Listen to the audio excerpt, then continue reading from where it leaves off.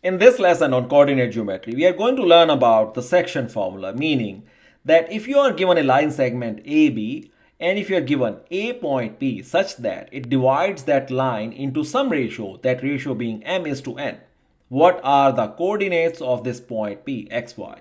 And that relation can be very simply explained by this simple formula. The x coordinate of this point P, x, y is equal to m times x2 plus n times x1 divided by m plus n. That gives you the x coordinate value, and likewise you will obtain that the y coordinate value will be in a similar fashion. You will multiply m with the y2 coordinate and you will multiply n with the y1 coordinate, meaning the coordinate of point A here, right? And then divide this whole thing with m plus n. Well, the only key thing you have to keep in mind is that whatever is the value of that division of the first segment, that value gets multiplied with the x or y coordinates of the second point, which is farther from the point A. And whatever is the value of this division, the n value, that gets multiplied with the x or y coordinates respectively. And then both of these sums are then divided with the m plus n. Now, the obvious question in your mind is going to be how exactly we come to this conclusion that this is the value of x and y respectively what we need to obtain based on this division. So let's prove that using the principles in geometry, okay? So if I drop a perpendicular from point P and obtain a point R here such that the triangle ARP becomes a right angle triangle, and likewise you drop a perpendicular from point B, drop a perpendicular from point P and all the way to the right such that you obtain this point vertex S, such that the triangle PSB is also a right angle triangle. Now, based on this arrangement of these two triangles, what do you see as similarity between these two things? What I see that the very first thing is we have two triangles and each one of them has a right angle, right? Now, you will also notice that the angle made at vertex A, let's say it is theta 1, it is going to be equal to angle made at vertex P because you are using the line segment AB and the slope of that line is something in relation to the horizontal axis, right? And this is exactly what you see the slope here, right? Hence, the slope is going to be the same. Hence, you will say that the angle theta 1 at vertex A is going to be equal to angle theta 1 at vertex P. Now, between these two triangles, since two angles are identical, that leaves a very obvious conclusion that the angle made at vertex B and the angle made at vertex P will also be the same, right?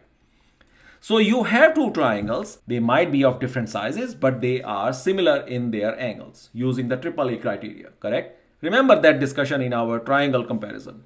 That means that the ratio of their corresponding sides, let's say if I take the horizontal side AR to the horizontal line segment of the second triangle, which is PS, that is going to be equal to the ratio of the corresponding other two sides. Let's say that corresponding side, we take that as AP and PB, right? Now, what exactly is the line segment AP? It is M, right? From here, you notice that, correct? Because P is the one that divides this entire line segment AB in the ratio M is to N. So that part is what we know so far, right? Now, what exactly is going to be the length AR? It is nothing but a horizontal distance between these 2 points. And what is the corresponding x coordinate of the point R? It is going to be x, exactly what you have here, right? So this value is going to be x minus x1. This is my AR. And likewise, you will have the PS. PS is going to be what? PS is going to be this distance, right? And what is the distance of this line segment? It will be x2 minus x. Why? Because x2 is exactly this coordinate here, right? Because if you drop a perpendicular, this is going to be your x2 value. And the x coordinate of point P is x. You know that already. So now you have this ratio as well of these two line segments in relation to their x coordinates. And once we equate that to m is to n, then you can find some conclusion from here. So Let me simply multiply a crisscross multiplication in which I'll multiply something like this, right? That means I get the relation as m times x2 minus x is equal to n times x minus x1. Let's simplify a little bit so you get m times x2 minus m times x is equal to n times x minus n times x1. Let's do this. Let's bring x2 and x1 together so you get something like this, that it is mx2 plus nx1 is equal to n times x plus m times x, right? And what you have common between these two factors, this is the common thing you find is the value of x. Or you can say that this is equal to n plus m times x. And now you can obtain very simply from here that the value x is equal to mx2 plus nx1 divided by m plus n. And using the same methodology that you have here, going from top to bottom like this, we can find the corresponding value of y. And this will be what we will find. So this is how you obtain the x and y coordinates of a point P that divides any line segment AB into this ratio m is to n. Let's put this formula in action and go through some examples to build a deeper understanding about the section formula. So in this task, our situation is, in what ratio does the point B, which is 1/2 -3, we are already given the coordinates, it divides a line segment joining these 2 points, point A and point C.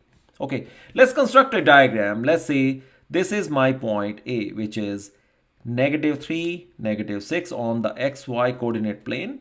Okay, if that is my point A and point C is somewhere here where it is 4, 0, right? This is point C. So what exactly is going to be this line?